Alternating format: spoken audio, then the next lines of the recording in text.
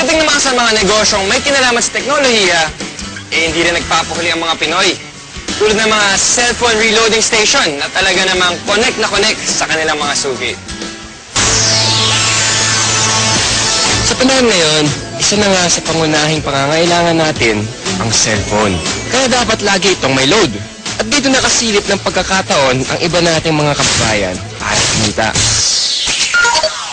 Ang V-Mobile, nakaisip ng paraan kung paanong sa pamamagitan lang ng isang telepono at isang SIM card, maaari nang makapagbenta ng load ng kahit anong network. Ano yan? Ang kaibahan nitong V-Mobile, gamit mo yung cellphone mo, makapagbebenta ka ng lahat ng klase ng prepaid, cards at saka electronic, para magkaroon ka ng negosyo. Taong 2008, nagsimula ng V-Mobile ang negosyong ito.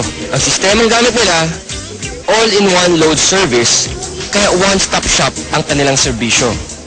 Kailangan mo rito, at least meron kang cellphone, meron kang maliit na puhunan, hindi mo kailangan ng malaki, although pwede rin maging malaki ang puhunan mo. Yan ay depende sa kung plano mo sa negosyo.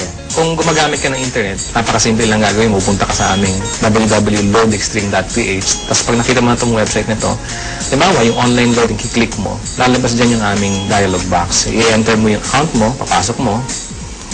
So,